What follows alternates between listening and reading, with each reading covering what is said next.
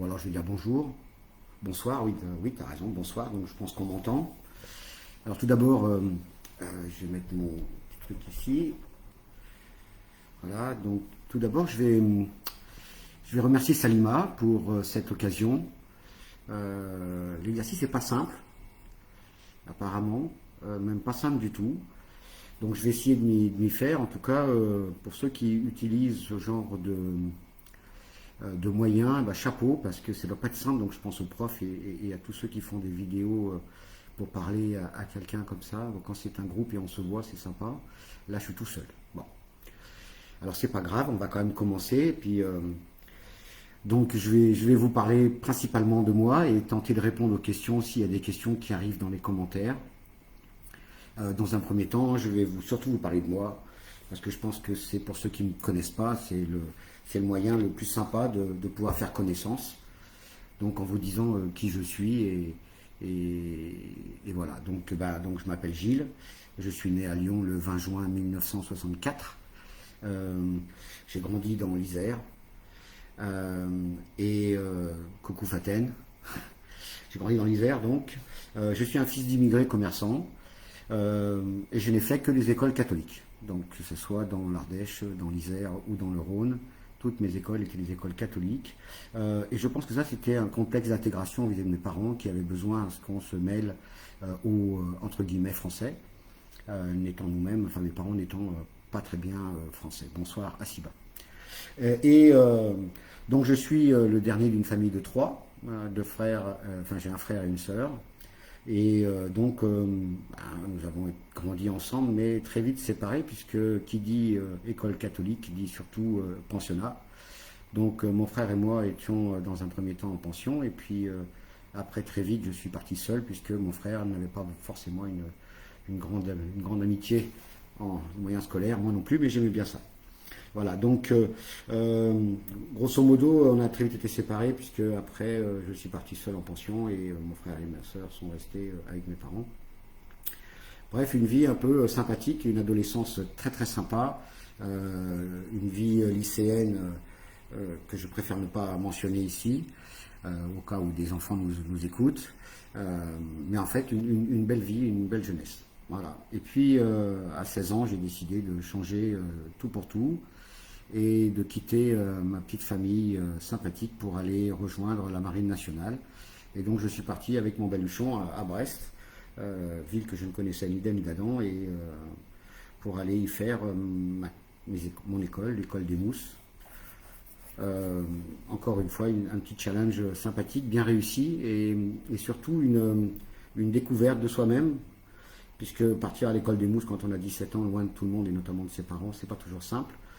Mais ça se fait bien, et puis surtout que l'école du Mousse, c'est ce qu'on appelle l'école de la vie, où on vous apprend forcément à vous débrouiller tout seul, sans rien, et c'est très porteur, et surtout ça vous donne beaucoup de courage individuellement. Voilà, donc en ce qui concerne donc, le reste de ma famille, je suis très très proche de mon cousin, et malheureusement de ma cousine qui est partie trop vite, mais donc nous étions un trio, puisque maintenant nous sommes une doublette, nous étions un trio inséparable. Mon cousin me manque énormément, et il est en France, mais il me manque beaucoup. Donc c'est parce que c'est la famille telle que l'on l'aime bien, les cousins, les cousines, et voilà. Donc, ceci dit, la marine, je vous en parlerai un petit peu plus tard, je vais un petit peu continuer sur ma vie de famille. J'ai rencontré ma femme de façon tout à fait marrante, invitée par mon coloc aux 18 ans de sa sœur. Sa sœur qui allait devenir ma future femme en fait. Et c'est de là qu'on s'est rencontrés. Donc j'étais à Lyon, je suis monté à Chartres. De Chartres, j'ai rencontré ma future femme. Et puis voilà, et depuis ce moment-là, on ne s'est plus vraiment quitté, si ce n'est que les aléas de ma vie de marin, je vous en parlerai plus tard, ont fait que je suis parti quand même assez souvent. Ceci étant dit, je me suis marié en 1990, entre deux missions, et je suis le papa de trois superbes garçons qui font notre joie et notre fierté, et j'en suis fort aise. J'ai trois enfants adorables et qui nous rendent bien tout ça. Alors, un petit mot sur ma femme, parce que les femmes, c'est important, et non notamment la mienne, parce que être femme de marin ou de militaire, c'est pas forcément un vrai passe-temps, c'est un vrai métier. On apprend à la dure très vite à vivre sans celui avec qui on a décidé de se marier. C'est celui avec qui on a décidé de se partager sa vie. Et c'est là le moment le plus compliqué dans la vie d'un couple. C'est lorsque vous venez de vous marier et le mari s'en va, déjà pour des raisons professionnelles, mais longtemps, et dans des endroits qui ne sont pas forcément très sympathiques. Et donc, la femme prend absolument tout l'intérieur de la maison. Elle fait les deux rôles vis-à-vis des enfants, vis-à-vis aussi des différents soucis qu'elle va rencontrer. Et c'est, je pense, ce qui a fait de ma femme une vraie héroïne, de notre couple et surtout de notre famille. Et puis, en fait, lorsqu'après, elle s'occupe des enfants, donc elle doit tout gérer toute seule, et elle prend les décisions très vite.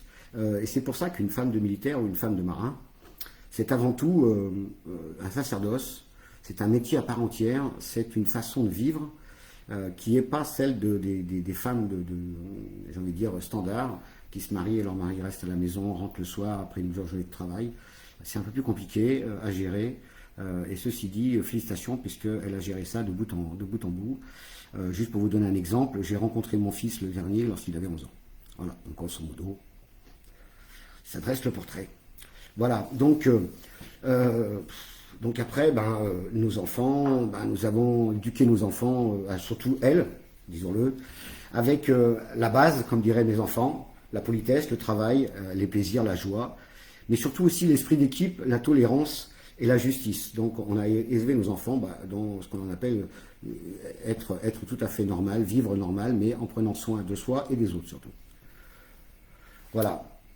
Donc voilà pour la famille. Et puis un rapide coup d'œil sur la Marine nationale, donc engagée à 17 ans, comme je vous l'ai dit, l'école des Mousses à Brest, puis un passage sur Toulon pour une spécialisation importante. Et puis de Toulon, reparti à Brest pour faire ce qu'on appelle la navigation, donc partir très vite dans les mers et puis s'habituer à la vie de marin avec des copains, avec une famille, une ambiance, les escales, enfin bref, tout ce qui concerne la vie de marin. Et j'ai eu une carrière en 3 étapes, très simple. La première en tant qu'équipage, donc ce qu'on appelle les caporaux, matelots, quartier-maître, voilà. Puis ensuite en tant que sous-off, donc ce qu'on appelle les sergents, sergents-chefs, ce qu'on appelle à la marine les second maîtres, maîtres, premiers maîtres, maîtres principaux, voilà. Et puis ensuite une carrière d'officier, donc j'ai fait 11 ans d'officier où j'ai terminé ma marine avec de beaux challenges, d'énormes satisfactions personnelles et surtout une très grande équipe pour finir, qui sont aujourd'hui toujours en contact avec moi, donc très très sympathique. Et donc ensuite, j'ai fait 2 ans d'expatriation à Taïwan, et cette expatriation très sympathique m'a permis de comprendre un peu mieux, enfin du moins de découvrir ce qu'on appelle être français à l'étranger. Une petite communauté à Taïwan avec aucun consulat, donc aucune institution à l'époque, aucune ambassade non plus, juste la maison de Taipei, qu'on en appelait, je ne sais plus, je crois que c'était la maison de France, à Taipei. Et puis les industries comme Shell, Thomson, DCN, Carrefour, donc les grosses boîtes qui justement faisaient ou ont fait le bonheur de Taïwan et puis de mon séjour pendant 2 ans là-bas. Voilà. Donc bonsoir Sandrine. Et donc en fait tout ça apprend très vite à vivre ensemble. Et puis à Taïwan, ce n'est pas comme ici. On est quand même on subit quelques passages météorologiques assez importants. Donc il faut être soudé de façon à pouvoir se renseigner sur les différents problèmes ou les différents actes qui sont faits et la façon dont on doit mener les différents problèmes, comme par exemple un ouragan ou je ne sais quoi. Donc c'était très, très porteur et très intéressant cette expatriation à Taïwan. Voilà, ensuite je suis arrivé aux Émirats Arabes Unis en 2011. Donc en 2011, on apprend, j'étais célibataire puisque ma femme devait rester en France pour notre dernier enfant qui passait le bac. Et donc j'ai commencé à venir doucement rentrer dans les différentes communautés, surtout au niveau de mon travail ensuite, et puis et puis la communauté française, petit à petit, en rencontrant deux personnes adorables qui s'appellent Abder et Anthony. Donc ces deux personnes qui m'ont un petit peu expliqué comment se passait la vie à Abu Dhabi. Et c'était très sympathique cette année avec eux. Bon, j'ai rencontré du coup le club de foot à l'époque, et donc très vite je suis venu jouer avec les loisirs du club de foot de l'EFF.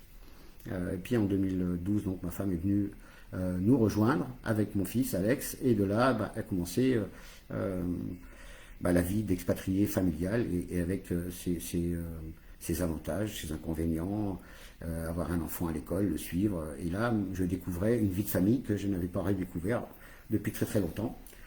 Mais je suis quelqu'un d'hyperactif, donc il faut que je sois occupé. Mon travail me permet de m'arrêter à 14 heures, et donc j'avais du temps après à donner à ce qui allait devenir très vite une envie, un besoin.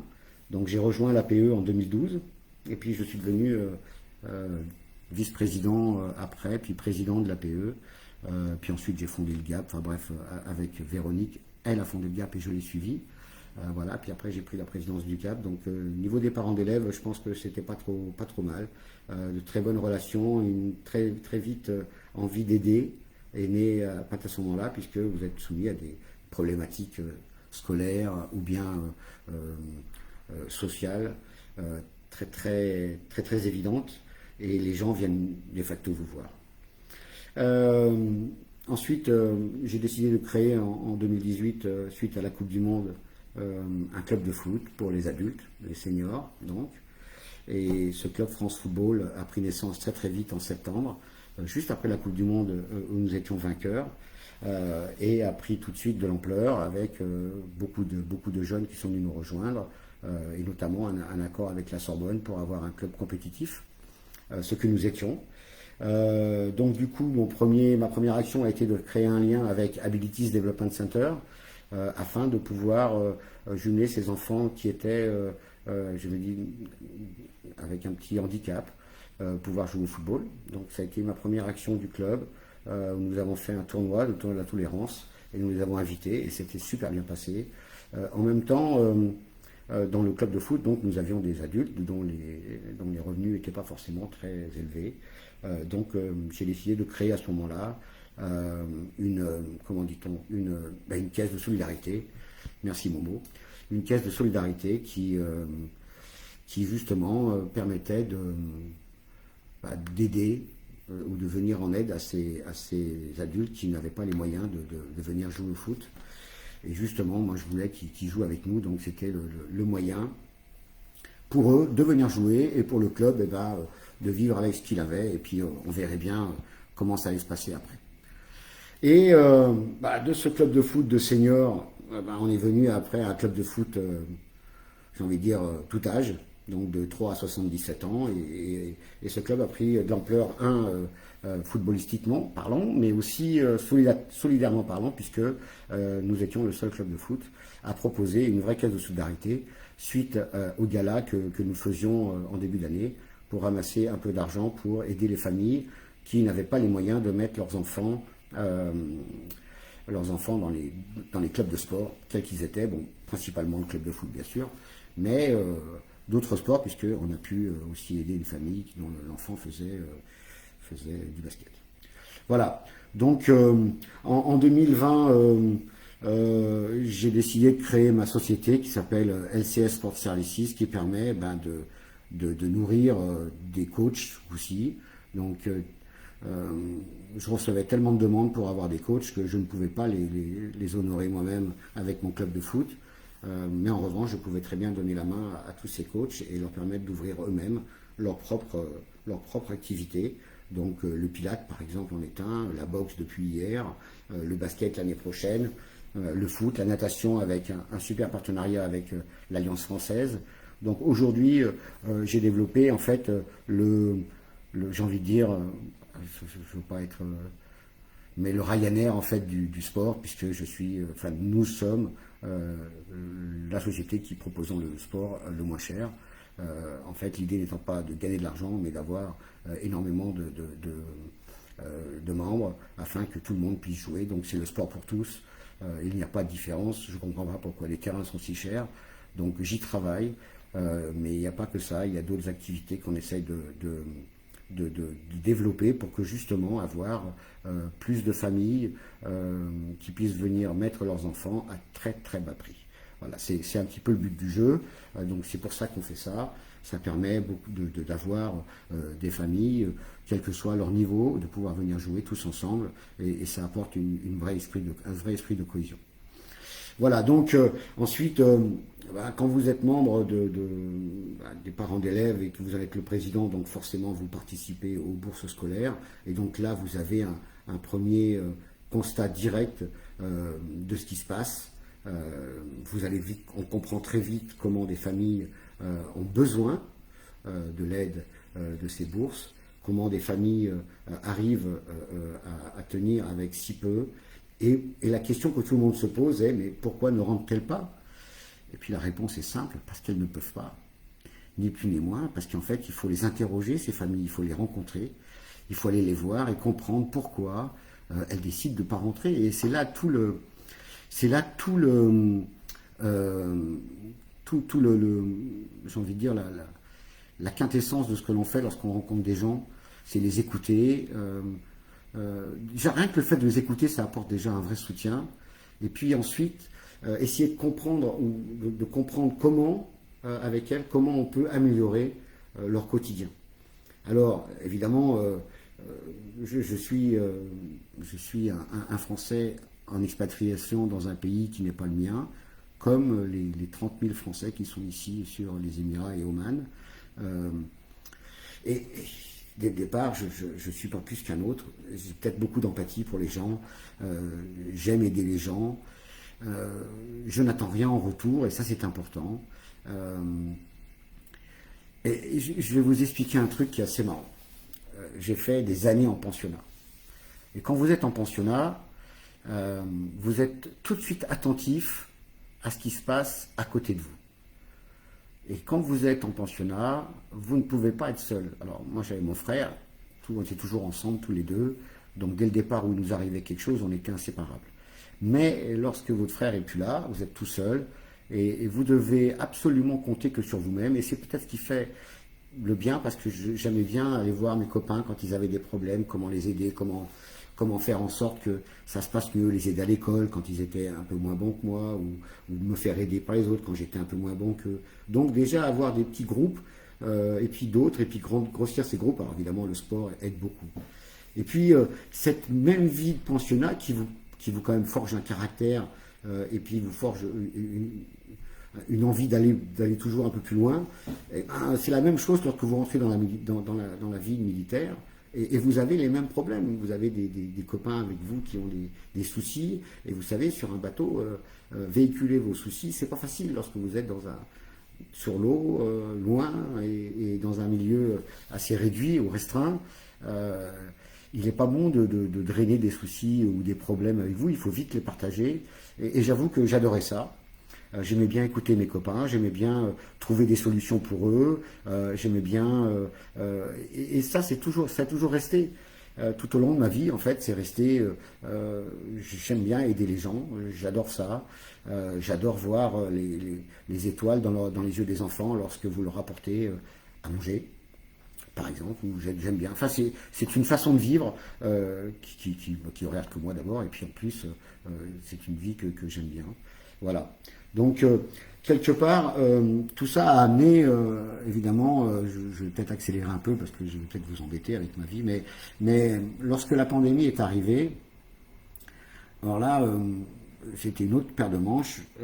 Lorsque des gens ont commencé à m'appeler pour me dire qu'ils avaient des vrais problèmes à assurer leur quotidien, et lorsque ces gens vous appellent pour vous dire qu'ils n'ont plus de quoi donner à manger à leurs enfants, en étant aux Émirats Arabes Unis, bien sûr, ça peut faire sourire plus d'un, mais en fait, ça fait sourire personne parce que c'est la vérité. Et du coup, si vous voulez, il faut aller voir ces gens, leur parler. Alors, on me dit que des gens attendent dans le salon, je ne sais pas où, pour se connecter. Je ne sais pas. au cas où je suis sur les friendships de Dubaï, donc je sais pas si, bref, je vais continuer. C'est juste pour dire si je dois faire quelque chose, je sais pas, mais normalement je dois rien faire. Normalement les gens se connectent automatiquement. Voilà. Je regarde quand même regarder si non, on n'a rien à, non, non, il n'y a rien à faire. Voilà. Donc pour continuer, pardon, mais pour continuer, donc lorsque vous avez donc ces familles qui sont en vraie souffrance, et vous savez qu'aux Émirats, en fait, vous ne pouvez pas faire d'erreur. C'est ça, il faut bien comprendre. Euh, on n'a pas le droit, on n'a pas le droit à l'erreur. On a absolument besoin de vivre avec ce qu'on nous donne, et on ne peut pas avoir un trou bancaire, on ne peut pas faire un chèque non approvisionné. On doit faire très attention puisque la moindre erreur coûte et coûte cher. Et donc il faut qu'on fasse attention, et c'est pour ça que j'ai créé les élans du cœur. Alors ce qui était marrant dans les élans du cœur, c'était la spontanéité de ceux qui m'ont aidé, et j'avoue la superbe générosité des Français. Alors là, nous étions avec les membres de l'UFE, dont Betty, Jérôme, Abu Dhabi Accueil, Ariel et son équipe, sans oublier l'Alliance française bien sûr, et puis tous ceux qui nous ont aidés derrière. Mais lorsque l'on a demandé aux Français de nous aider et d'apporter des vivres, ça a été comment dirais-je, un raz-de-marée. Je n'avais jamais vu ça. J'ai jamais fait ça auparavant, donc c'est pas simple de le faire une fois, et puis c'est pas facile de penser que les gens vont le faire, parce que vous le faites, mais vous pensez pas que des dizaines, des vingtaines, des trentaines, des centaines de personnes vont venir vous apporter à manger. Et puis alors une fois qu'on vous apporte à manger, c'est bien, mais il faut organiser. Il faut organiser, et il faut organiser ça de main de maître. Bon, j'avoue que moi, à ce niveau-là, je suis pas très fort, mais j'avais des assistantes bénévoles qui ont été, mais c'était juste énorme, la façon dont elles ont pu gérer tout ça elles-mêmes, et dont elles ont pu mettre en place ce dépôt et cette rencontre avec les gens. Alors les familles, évidemment, dans ces cas-là, vous savez qu'elles sont très très, comment dirais-je, elles n'ont pas envie que ça se sache. Les sûres personnes ont envie de savoir, vous êtes dans la galère. Et pourtant, il faut dire, il faut parler. Donc, j'étais un petit peu dans le secret des dieux pour ne révéler à personne ces familles en situation très précaire. Et bon sang, nous avions pensé que les repas allaient suffire à eux-mêmes. Eh ben non. Eh ben non, parce que il y en a quelques-uns qui avaient aussi des factures à payer, et ces factures commençaient à s'amonceler sous bas de la porte, comme on dit, et difficile de ne pas dès lors penser tout de suite à les aider financièrement.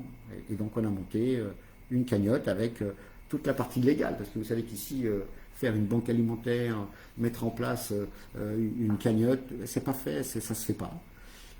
Donc il faut des autorisations, il faut faire en sorte que cette cagnotte soit légale, et donc en la mettant en France, c'est ce qu'on a fait, grâce encore une fois à l'Alliance française.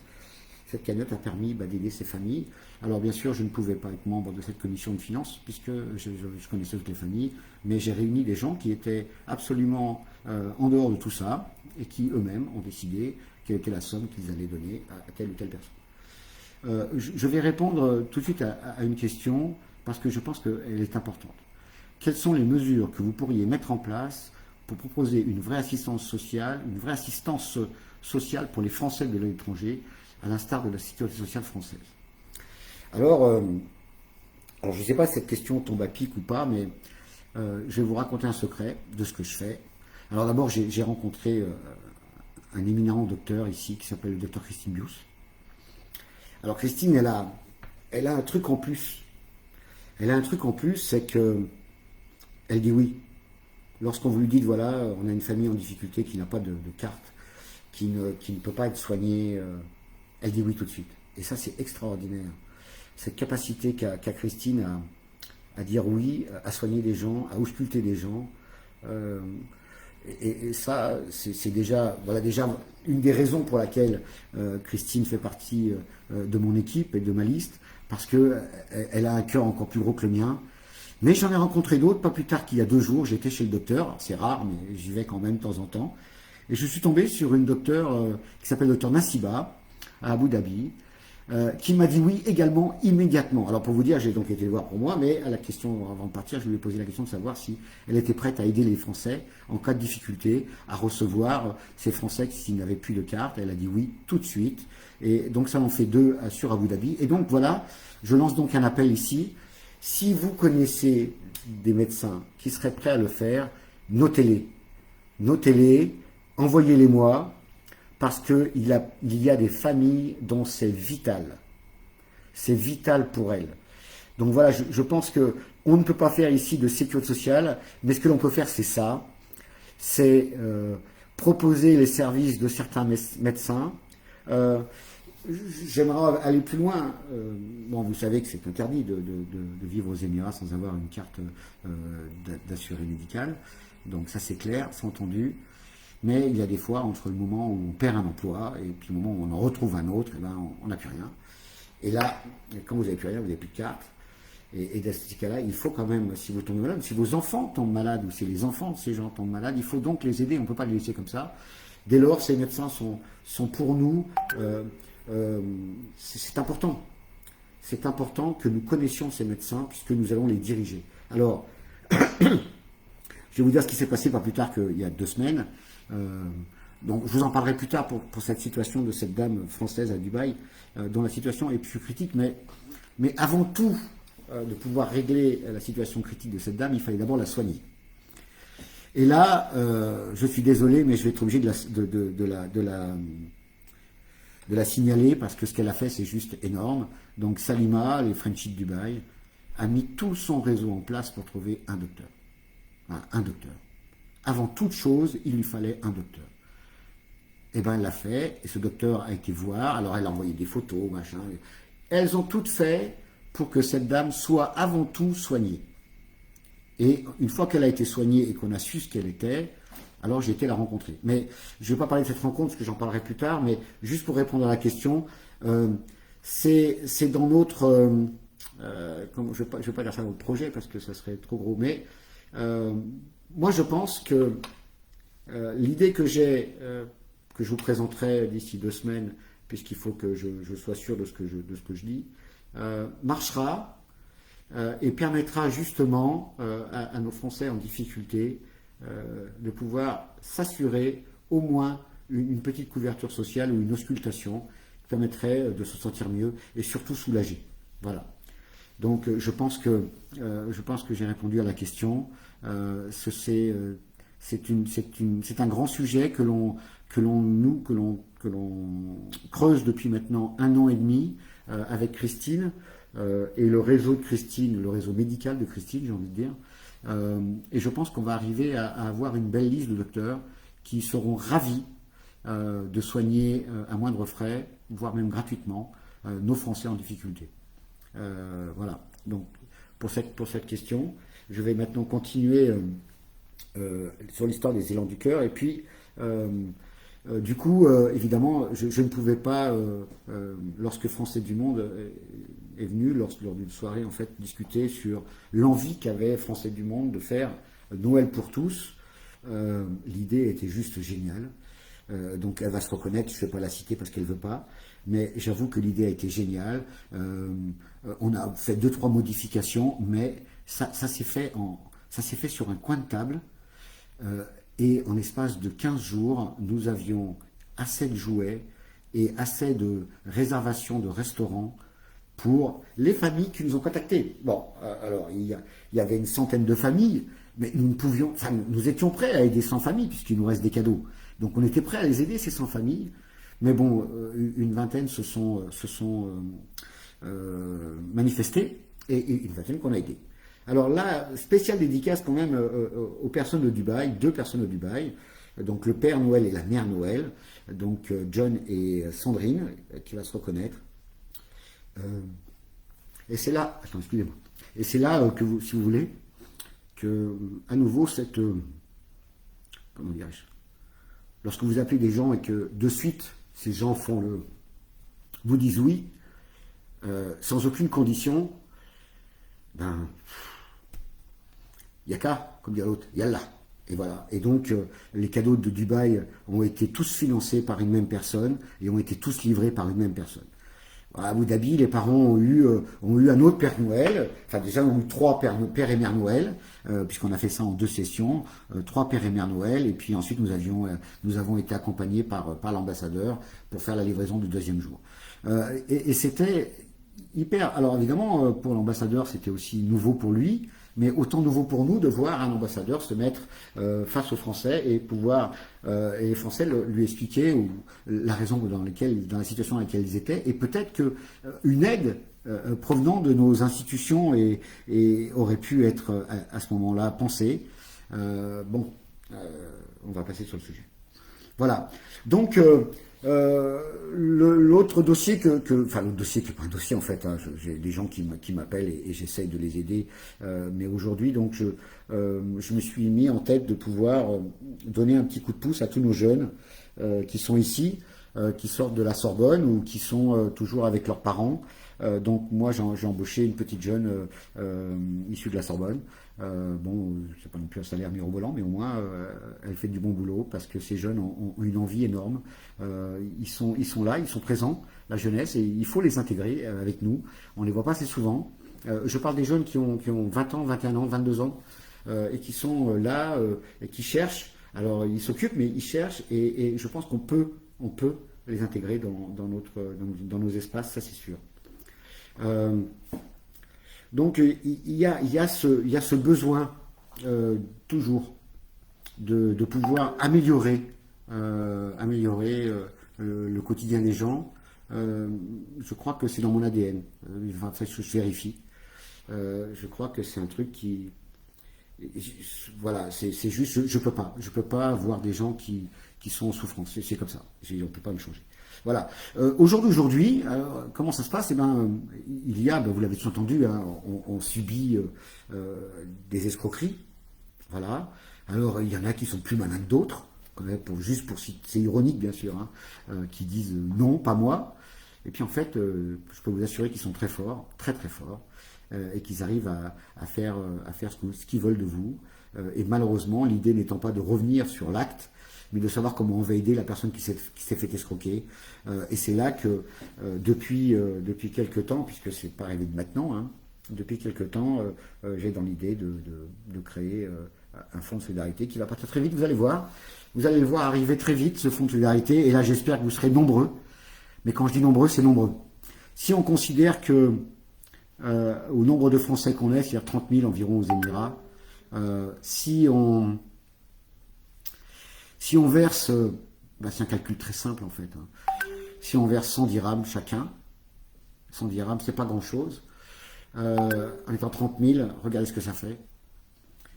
Et ben ça permet à, j'ai envie de dire, déjà 3-4 familles de pouvoir respirer, parce que ces familles depuis 6 mois elles ne respirent plus. Ces familles depuis 6 mois ont peur tous les matins en se levant.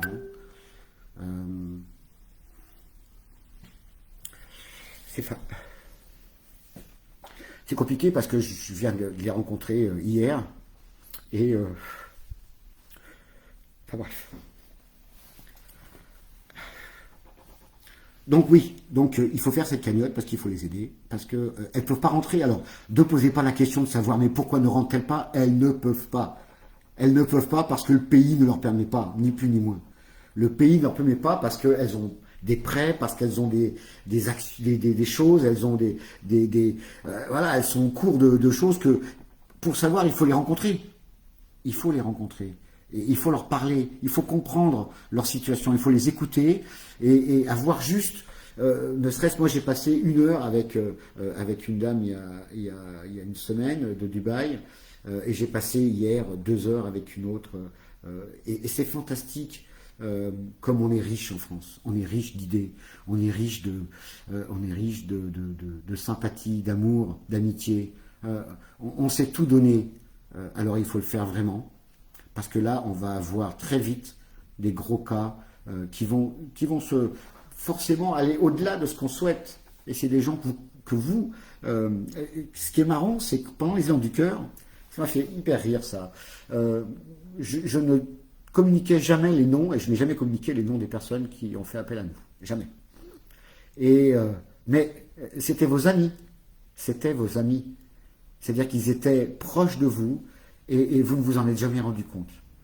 Et c'est pour ça qu'on a créé cette chanson avec Art Trotter, chanson qui était magnifique, faite par Marie Baden, et les paroles de Marie Baden qui étaient excellentes, Ne te sens pas seul. Et ces gens étaient à côté de vous. C'est dingue. C'est dingue. Enfin, moi, je suis content d'avoir le cercle d'amis que j'ai, parce que le cercle d'amis que j'ai, ça peut pas arriver. Ça peut pas arriver parce qu'on se croise trop. Voilà, on se dit tout. Et donc, en se disant tout, forcément, vous savez, dès qu'il y en a un qui est dans le besoin, on va le reconnaître très vite et puis on va l'aider. Et bien ça, c'est pareil. Mais vous ne pouvez pas savoir ce que fait tout le monde, c'est pas possible. Donc il faut être... en fait, il faut créer une équipe, en fait, voilà, ni plus ni moins, c'est une équipe de sport. Enfin, on va faire une équipe de sport, rugby, foot, une équipe, et tout le monde va jouer ensemble. Voilà, c'est ça. En fait, on a des Français à l'étranger, on est des Français dans un pays qui n'est pas le nôtre, qui nous accueille avec beaucoup de gentillesse, beaucoup de bienveillance, parce qu'il faut dire ce qu'il y est, on est bien aux Émirats. Et ne vous détrompez pas, ces familles qui ne peuvent pas rentrer, c'est pas parce qu'elles sont bien sûr qu'elles sont bien, mais elles ne peuvent pas, et donc elles risquent tous les jours ce que personne ne voudrait risquer. Voilà, elles risquent tous les jours quelque chose que l'on ne veut pas, que l'on ne souhaite pas pour n'importe qui. Donc il est clair que il est important de comprendre ces gens, de les écouter et de comprendre toute la valeur que ces gens peuvent avoir. D'où l'idée, dans un premier temps, de créer un vrai fonds de solidarité. Alors c'est pas je donne de l'argent et puis je donne de l'argent à Gilles parce qu'il est sympa, pas du tout. C'est créer un fonds de solidarité qui sont un fonds de solidarité qui va être mis en place avec une vraie commission de finances, avec des gens qui seront bienveillants, provenant de tous bords, et ces gens qui regarderont avec beaucoup d'intérêt les personnes à aider et pourquoi. Alors aujourd'hui, nous avons 3 vrais dossiers, j'ai envie de dire, à ma connaissance, 3 vrais dossiers, donc tous les 3 à Dubaï, et que je suis maintenant. Alors pour la première, ça fait 6 mois, 7 mois, et les 2 autres, c'est un peu plus récent.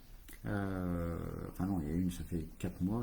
Donc moi, j'ai des gens que je connais bien, avec qui je m'entends très bien et à qui je demande d'aider et de venir en aide.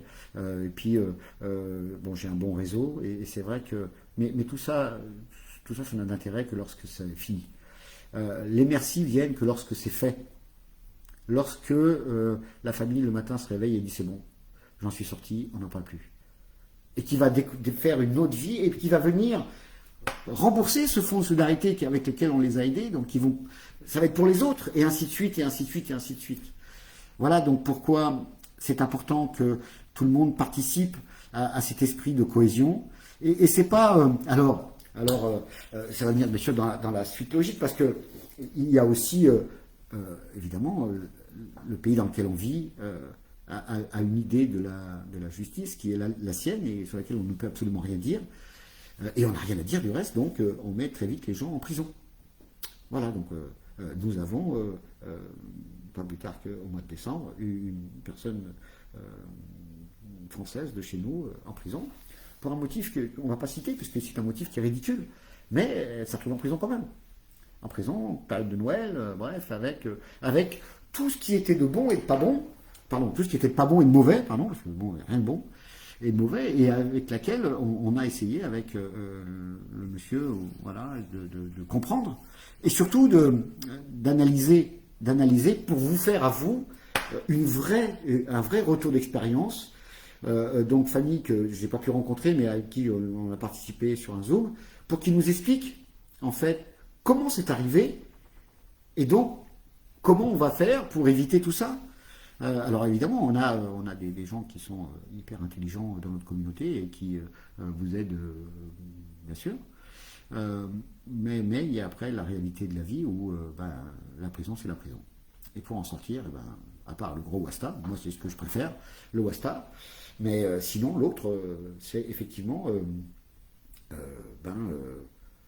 consulat qui vient visiter ses membres, mais aussi, pourquoi pas, le conseiller des Français de l'étranger, je sais pas, c'est quelque chose à creuser. Si la famille est d'accord, pourquoi on ne viendrait pas parce que c'est des gens qu'il faut aller voir souvent.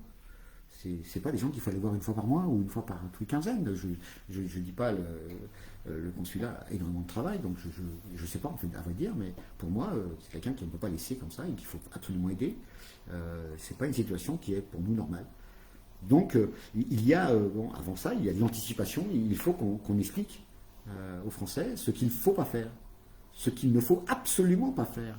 Donc je vais essayer d'aller me renseigner auprès d'un Numérien que je connais, qui travaille dans un endroit assez sympathique, qui va pouvoir me dire justement tout ce qu'il faut ne pas faire dans un premier temps pour éviter d'aller très vite là où on ne veut pas aller.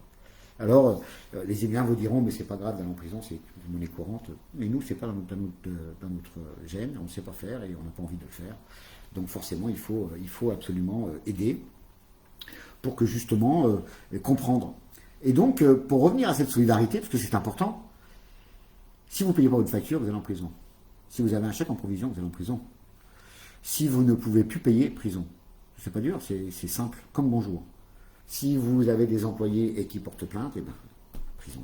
Bref, et travel ban. N'oublions pas le travel ban, puisque c'est quand même la chose qui fait que vous ne pouvez pas rentrer non plus. Voilà, donc il y a énormément de choses à comprendre, à mettre en place, et il faut se dire, et il faut que ça soit les choses vraies qui circulent. Il ne faut pas que des rumeurs circulent. Il faut qu'il y ait des choses vraies, vérifiées, validées. Là, moi, je remercie, pendant la période du Covid, et toujours maintenant, nous avons un groupe WhatsApp qui s'appelle Info Coronavirus, monté par le conseiller consulaire sortant Alain Thévenot, dans lequel il a mis tous les acteurs de la scène ici à Abu Dhabi, alors j'ose espérer qu'il y aura la même chose à Dubaï, et qui permet d'avoir les infos vraies.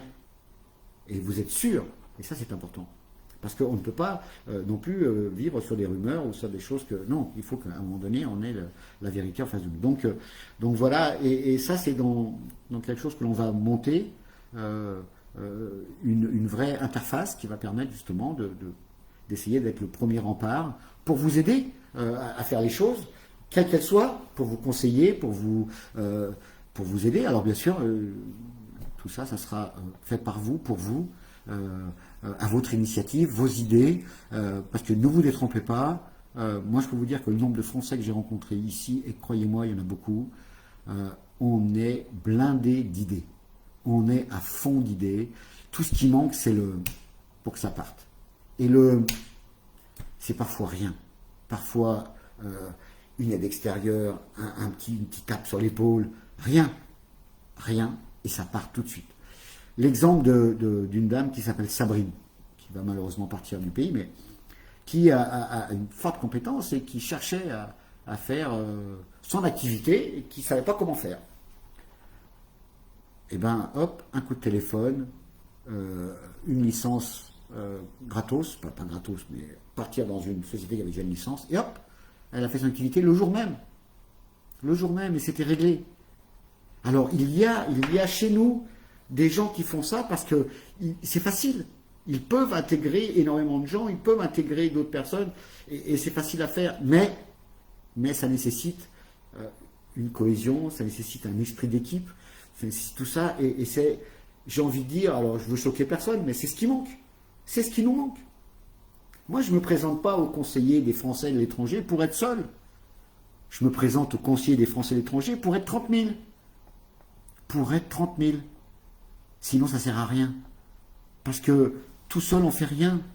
Je peux vous le dire. Les gens qu'on a aidés, si j'avais été seul, mais j'aurais rien fait. Chez moi, s'il y avait ma femme, il n'y a rien. C'est pas dur, il n'y a rien. Tout seul, on ne fait rien. Mais 30 000, imaginez la force qu'on a. 30 000. Il n'y a plus rien qui passe. On se met tous derrière en défense, on bloque tout ce qui rentre. Voilà, c'est ça. C'est ça que je veux monter. Alors, il y en a qui vont dire, ouais, mais bon, mais oui. Alors, c'est pour ça que, si vous regardez ma liste, alors je ne sais pas si vous les connaissez tous, mais tous les gens de ma liste ont été quand même choisis pour une raison bien simple. D'abord, il y a mes potes, voilà, parce qu'on ne fait pas une meilleure équipe que lorsqu'on a une bonne entente, une bonne ambiance, et qu'on se comprend, qu'on se connaît. Après, il y a les gens qu'on admire, Christine Bios, voilà, Stéphanie, des gens qui ont le clac, direct c'est oui, les gens qui ont de suite l'idée, l'entreprise facile, qui ont l'entrepreneuriat facile. Jérôme Baden, waouh, lui ça va vite, ça décoince, la preuve, l'UFE et son équipe. Donc là c'est des gens qui, paf, j'aurais pu en mettre plein dans ma liste. Mais quand vous voyez la façon dont c'était fait, tac, Jérôme, puis derrière, pouf, on a de suite pensé à Laure, Laure qui est prof à Dubaï, puis Laure pétille d'idées. C'est juste énorme. J'aurais voulu être élève j'aurais voulu qu'elle soit ma prof quand j'étais au lycée. C'est juste énorme. Elle pétille d'idées et elle fait plein de choses et elle a le temps pour faire plein de choses. Malgré ses études, parce qu'elle refait ses études là, elle me donne un coup de main énorme. Et puis, vous allez voir que là, j'en ai déjà cité 4, enfin 3, avec le cœur sur la main. Vous allez voir tout ce qui arrive derrière. C'est pas le cœur qu'ils ont, c'est pire que ça. Donc, c'est des gens qui ont été choisis. Jean-Manuel, c'est pareil. Jean-Manuel, qui a aidé tellement de gens à créer leurs entreprises, à rentrer. Il en a tellement fait quand il était, puisque donc il était général manager, il est toujours de plein. Donc, Jean-Manuel, c'est la personne qui nous guide dans la partie vie économique avec Stéphanie. Mais c'est la personne qui nous conseille. Et puis toujours bien dans l'opposition, c'est toujours bien dans notre liste, puisqu'on se parle beaucoup et on échange énormément. On fait rien, je fais rien tout seul bien sûr, donc dites-le vous bien, que tout ce que vous voyez, c'est des choses qui sont discutées entre nous et c'est juste extraordinaire. Et puis, alors je ne vais pas la reciter, mais le cœur de notre liste c'est Christine, parce que, non pas parce qu'elle est médecin d'ambassade, ça à la rigueur, c'est bien pour elle, mais c'est surtout parce que elle a le cœur sur la main. Voilà. Elle est remplie de cœur. Et ce genre de personne, vous ne pouvez pas la louper. Quand vous allez vous faire ausculter par Christine, vous rentrez dans un havre de paix, j'ai envie de dire. Elle va de suite vous mettre à l'aise. Voilà. Et ça, c'est bien. Et puis ensuite, on a le, j'ai envie de dire, celui qui réfléchit, celui qui parle pour parler, Frédéric. Alors, il avance toujours avec beaucoup d'assurance. Ce qu'il nous dit, c'est clair, net et précis. Parce que c'est important d'être clair, net et précis. Frédéric. Et puis, on a notre jeunesse bancaire, comme Virginie, qui, elle, est dans la communication. Elle a de suite ce contact assez facile pour nous amener des bonnes idées, des nouvelles idées, comment innover, comment améliorer. Et là aussi, ça va très vite.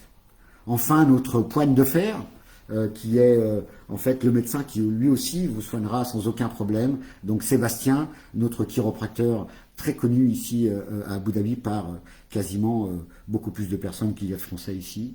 Le monsieur qui fait craquer les os. Mais Sébastien, c'est juste aussi un gros cœur. Et ça, c'est cool. Et donc important de comprendre. Et puis c'est pas fini parce que il nous reste après la sagesse. Nathalie qui avec ses podcasts et avec son français, sa façon d'améliorer, son aussi côté arabisant, sa connaissance du pays. Alors je vous ai pas dit évidemment tous ces gens-là, ça fait très très longtemps qu'ils sont là, donc forcément on a une connaissance du pays qui est formidable, et Nathalie apporte justement ce côté très vite, elle nous met en situation. Voilà. Nathalie nous met tout de suite en situation avec nos idées. Attention si, attention, voilà. Et forcément, on essaie d'avoir des idées claires parce que derrière, on est très vite, j'ai envie de dire, évalué par Nathalie. Et enfin, notre dernier, le plus jeune de l'équipe, parce qu'il nous fallait quand même la jeunesse. Donc c'est Aurélien. Aurélien qui lui travaille dans les fonds souverains et qui lui, Aurélien, comment dire, il a ce côté enfant en bas âge, donc il peut nous conseiller sur les petits tracas de ces problèmes-là, et puis aussi avec son épouse très sympathique Sandra. Et donc pourquoi je parle de Sandra, pourquoi je parle de ce couple-là à la fin, parce que ces deux-là ont des idées juste fantastiques, idées que l'on va mettre en place. Parce que ça touche à la femme. Et vous savez comme moi, quand par exemple vous êtes expatrié et vous faites venir votre famille, vous la faites venir avec tout ce que ça impose derrière. Vous avez un travail, mais pas forcément elle. Elle a pourtant énormément de compétences, énormément de qualités, énormément de diplômes, énormément de talents, et il faut l'occuper. Et donc là, il y a une idée qui va naître très vite, parce que cette idée, elle est juste géniale, qui va permettre à plus de femmes aujourd'hui en expatriation, qui n'arrivent pas à trouver du travail, qui n'arrivent pas à se faire connaître sur le plan industriel ou sur le plan du travail économique, eh ben on va les faire connaître très très vite. Voilà, donc je vous ai un peu donné toute ma liste, et la raison pour laquelle, évidemment, ça marche vachement bien entre nous, c'est parce que justement, on a tous un gros cœur, et dès le départ où j'amène une problématique comme les Français que l'on rencontre actuellement, dès que j'amène ce problème, je ne suis pas tout seul, ils sont tous autour de moi pour m'aider à comprendre la situation, comment aider, comment faire. Et puis alors, je vais en citer un peu d'autres parce qu'il est important de les citer parce qu'ils sont là au quotidien autour de nous et pourtant vous ne les verrez pas, soit sur les affiches, soit sur nos sites parce qu'ils travaillent dans l'ombre, mais ils sont là. Vous savez, quand on est en campagne comme ça, comme on dit, il vous faut des gens qui font la com et nous avons Betty. Donc Betty nous fait toute notre communication. Donc tous les Instagram, vous voyez, les Twitter et tout ce que je ne comprends pas, c'est Betty. Voilà. Elle est aidée par Maude. Alors Maude qui elle s'occupe principalement du site web. Mais à toutes les deux, elles font un travail énorme. Donc nous avons une partie communication et Betty poste ce qu'on nous demande de poster, mais elle le fait avec beaucoup de rigueur et beaucoup d'aplomb et c'est vachement bien. Voilà. Et nous avons notre consultant technique, le consultant qui me donne beaucoup de hints, comme on dit. C'est Alain Thévenot, le conseiller consulaire sortant, qu'on doit citer parce que quelque part, Alain a fait un travail pendant ces 6 années, ou 7, 5 ou 7, je ne sais plus. Bref, ça fait longtemps qu'il est là. Et il est clair qu'il faut absolument que... peut-être pas, on n'a peut-être pas la même façon de travailler, mais bon, je sais qu'Alain a beaucoup œuvré, je sais, par la bouche de sa femme, et de toute façon c'est facile, sa femme vous dira très vite combien Alain a été submergé par le nombre de gens qu'il a dû aider et dû faire. Alors, quand je dis que la façon de travailler n'est pas la même, oui, n'est pas la même du tout, puisque moi j'entrevois mon rôle énormément dédié aux Français. Je ne vais pas dire ce qu'a pas fait Alain, c'est ce qu'a fait Alain aussi, bien sûr, mais c'est pas de la même façon. Moi j'entrevois une vraie équipe avec beaucoup de gens, une vraie cohésion, une vraie équipe, un vrai esprit d'équipe, une vraie équipe basée sur un seul mot, l'entraide. Voilà. Donc ça paraît anodin, mais lorsque vous montez une équipe de foot, vous ne demandez pas à ce qu'elle soit bonne, vous demandez à ce qu'elle soit soudée. Et c'est ce qu'on va faire. On va créer une équipe soudée, que ce soit Dubaï, Abu Dhabi et Oman. Alors, évidemment, on va me dire, mais Gilles, à Oman, tu ne connais personne. C'est vrai.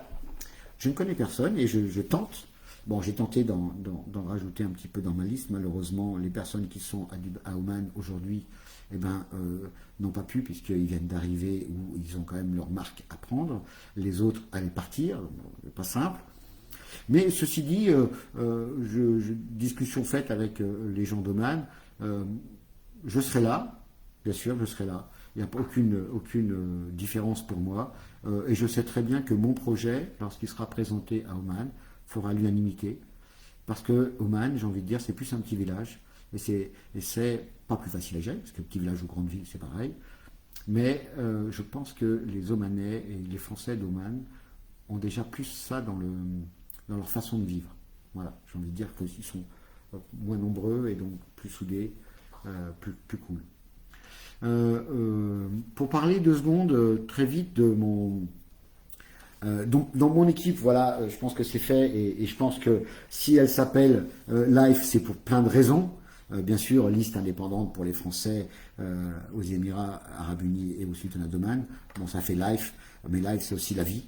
Life c'est la vie, l'entraide, l'amour, l'amitié, bref, plein de mots qu'on peut donner les uns après les autres.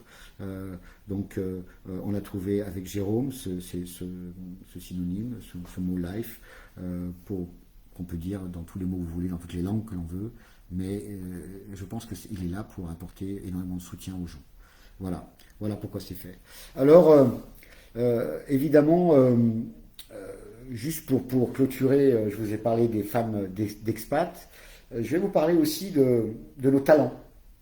Donc nous avons, croyez-moi, des talents cachés parmi nous, que l'on va déterrer très vite pour les mettre à la une.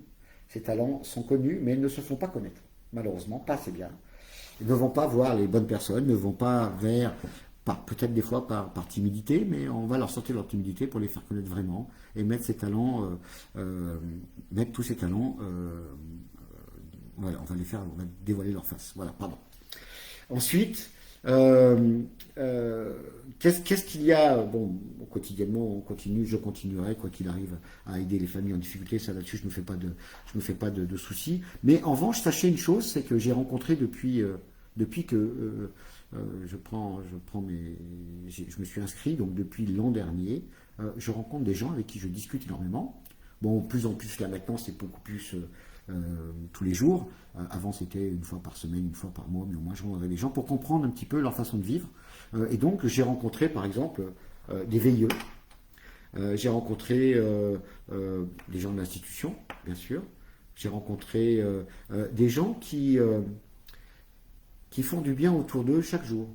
Je veux parler de ceux qui gèrent les pages Facebook, par exemple, qui sont là tous les jours, envoient des informations, répondent à des questions.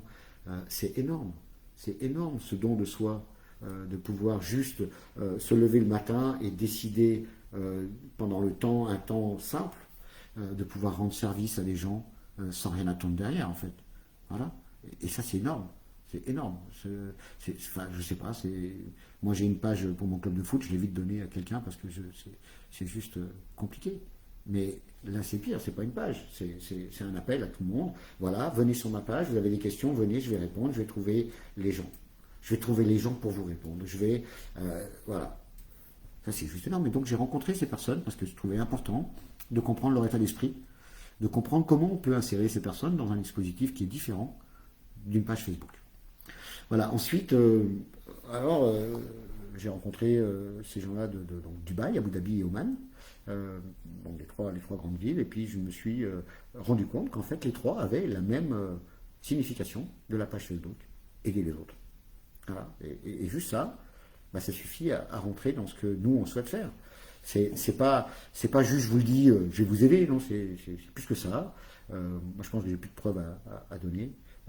Tout a été fait. Et puis ensuite, comme il y a des choses que je ne connais pas, je me suis renseigné sur la grosse place de Dubaï, comment ça marche, le French Business Council où j'étais hier. Voilà, l'Alliance française à Dubaï, le lieu de tout ça, à côté de l'école Pompidou. Chose que je découvre, donc je suis content parce que ça me fait aller à Dubaï et de voir d'autres personnes et de voir des lieux que je ne connaissais pas, m'arrêter chez des gens que je ne connaissais pas, et c'est juste extraordinaire. Et puis je rencontre encore une fois des gens qui ont plein d'idées, qui rentrent dans ce que je veux faire. Donc quelque part, je pense que je ne vais pas inventer le fil à couper le beurre, comme on dit. Je pense que je vais juste le mettre en musique. Voilà. Après, évidemment, quand on est sur un pays comme les Émirats Arabes Unis et qu'on a des enfants, forcément, on pense tout de suite aux établissements scolaires. Donc j'ai rencontré des proviseurs, des chefs d'établissement, parce que je voulais comprendre aussi comment ça fonctionne, comment on peut faire pour les aider, qu'est-ce qu'ils ont besoin, est-ce qu'ils ont besoin de nous, est-ce qu'ils n'ont pas besoin de nous, et comment ça marche un petit peu tout ça. Puis j'ai rencontré des parents d'élèves. Bien sûr, je ne les ai pas tous rencontrés, j'ai rencontré ceux qui voulaient me rencontrer, les autres, je ne les ai pas rencontrés, c'est clair, mais je suis toujours ouvert à tout le monde. Au contraire, j'aime bien, je vais voir les gens, ils m'expliquent, ils me parlent, ils m'écoutent, et surtout je les écoute et j'essaie de comprendre ce dont ils ont besoin. Voilà. Ensuite, j'ai rencontré depuis peu, évidemment, d'autres familles en difficulté. Je vous l'ai dit hier, la semaine dernière, avant-hier. Je rencontre beaucoup parce que je pense que c'est le plus important. Pour moi, le plus important n'étant pas d'aller rencontrer l'institution, pour moi, le plus important étant de rencontrer le Français ou les Français qui ont besoin. Ceux qui vont me dire, moi, je peux aider. Voilà. Ceux-là, je veux les rencontrer. Ceux aussi qui vont me dire, j'ai besoin qu'on m'aide. Ceux-là aussi, je veux les rencontrer. Donc, je fais un appel. N'hésitez pas à envoyer vos messages à Saluma ou au Frenchy ou à n'importe quel site Facebook et je viendrai de suite vous écouter. Aujourd'hui, on peut utiliser Zoom ou quoi que ce soit, ça marche vachement bien. Donc je peux aussi faire des colloques à Dubaï, des rencontres à Dubaï de plusieurs personnes, ça ne me dérange absolument pas. Mais ce que je compte rencontrer avant tout, parce que c'est prévu, donc d'autres familles en difficulté, donc qui sont déjà connues, et donc je vais aller les voir. J'ai prévu de rencontrer d'autres personnes clés, clés dans notre entourage, à nous, personnes clés dans notre dispositif, personnes clés dans notre façon de vivre, et personnes clés enfin dans notre façon de pouvoir, dans nos réactions, on va dire. Voilà. Et enfin, je vais rencontrer une jeune Française qui a démarré une start-up il n'y a pas longtemps, parce que c'est un petit peu ce que je compte mettre en avant. Ces jeunes pousses qui devraient rentrer un peu plus dans la communauté française et qui n'y rentrent pas parce que peut-être que c'est dur, peut-être qu'on est dur, ou peut-être qu'on leur fait pas assez comprendre qu'il faut rentrer. Alors moi j'en vois de plus en plus au French After Work de l'UFE, de plus en plus de jeunes qui viennent et ça c'est bien. Et ces jeunes-là, il faut les aider. Donc il faut mettre en place quelque chose pour les aider. Voilà. Et enfin, je terminerai par une visite à mes amis émériens, parce que quelque part on est un peu chez eux. Donc c'est toujours important d'avoir des émériens pour nous aider, et des émériens clés, afin que l'on puisse réaliser des choses grâce à eux, avec eux, pour eux aussi, mais qu'au moins ils soient là. Quand je vous ai parlé au tout début de Abilities Development Center, en fait c'est une école pour enfants handicapés, donc de tous les handicaps que l'on peut penser. Voilà, et cette école est tenue de main de maître par une dame qui s'appelle Samira Salem, qui est juste énorme, et inouïe de gentillesse et de bonté. Donc nous avons avec le club de foot mis un partenariat qu'on va remettre, puisque le Covid en fait n'aide à rien à tout ça. Mais en revanche, ce qui est sûr, c'est que ce lien perdure et perdurera jusqu'à, j'ai envie de dire, la fin de ce club. Il est hors de question de créer ce lien qui est indispensable pour le club. C'est son envie d'ouverture. Voilà.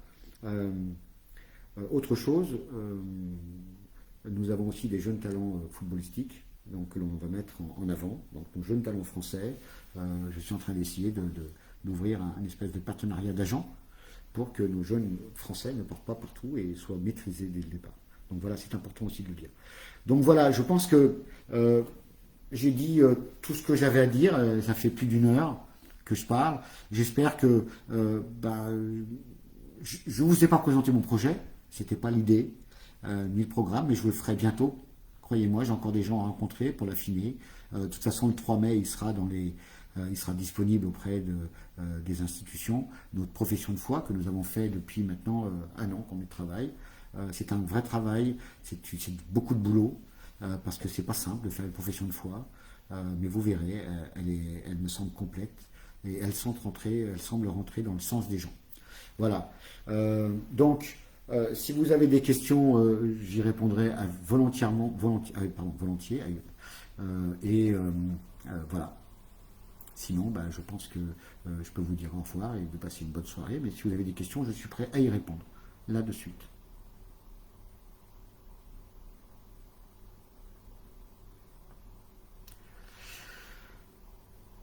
Bon, il n'y en a pas. Alors, bon, sachez quand même que je regarde s'il n'y a pas de questions. Quel est le point commun aux membres de ta liste qui a guidé ton choix?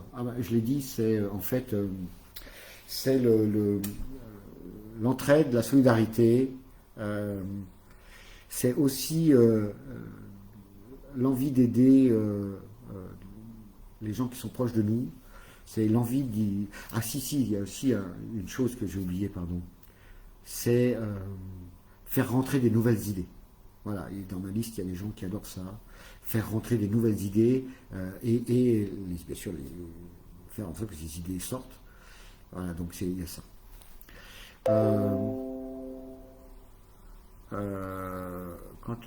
Voilà, donc voilà pour les questions. Donc apparemment, il n'y en a pas d'autres. Il n'y en a pas d'autres. Donc sur ce, vas-y, attends, il y a une question qui vient, mais elle n'y arrive pas, alors je vais essayer de voir comment elle peut faire. Elle est où là? Excusez-moi, je vais essayer de la trouver ailleurs. Comment je peux faire? Là, tac. Non, pas comme ça, comme ça. Attends, elle veut poser une question, donc je vais là, voilà. Je vais lui répondre là, enfin donc je vais lui dire de me poser la question là et je vais lui répondre. Parce que à vrai dire, je ne sais pas trop. Non, ça ne marche pas comme ça, il faut que je prenne mon téléphone, je pense. Je vais lui répondre sur mon téléphone, ce sera plus simple. Voilà. Tac. Je vais lui dire, vas-y, pose la question. Vas-y, pose-la là. Voilà, donc j'attends une question qui arrive et puis après, j'ai envie de dire, je vous libère. Je me libère aussi en même temps. Salima, en attendant la question qui est en train d'arriver, merci beaucoup pour l'exercice. C'est pas simple, c'est pas facile de parler à des gens qu'on ne voit pas. Mais ceci étant dit, c'est sympa de voir qu'on voit des gens qui rentrent, qui sortent, qui reviennent, qui repartent. Mon fils m'avait dit, surtout tu ne lis pas les commentaires, sinon ça va te désarçonner. Bon, il a raison, il avait raison. Mais ceci dit, ça s'attrape à l'œil. Donc, alors, quelle est la question à laquelle je vais répondre tout. Ah ben non, elle n'arrive pas encore. Donc, elle ne va pas tarder. Je pense que tu m'entends, donc elle n'arrive pas ta question. Ça serait bien qu'elle arrive, comme ça je pourrais répondre avant de garder tout le monde comme ça en émoi. Parce que je ne vais pas chanter une chanson parce que je chante très mal. Donc,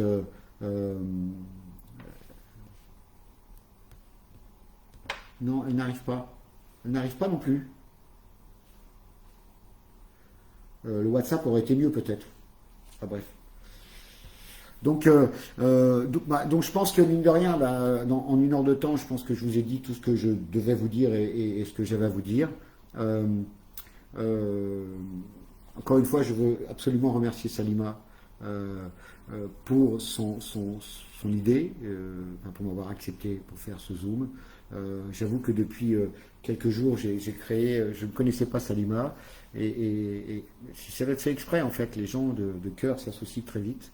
On a des idées quasiment identiques. Salima m'a dit des choses qui sont juste remarquables vis-à-vis de la communauté française.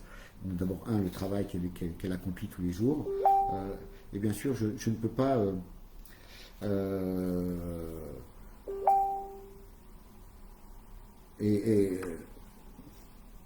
Non, j'ai du mal à me faire comprendre.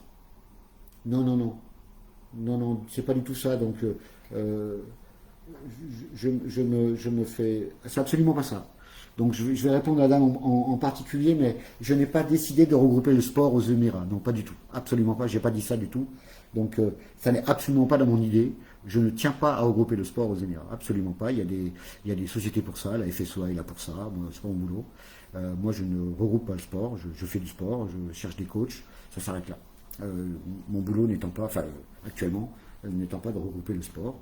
De faire du sport aux enfants, oui, mais de regrouper le sport, non. Donc je pense que j'ai répondu à la question. Pour ça, il y a la FSEA, French Sport Event in Association, qui a monté tout un business, pas un business, pardon, une structure pour permettre de recevoir les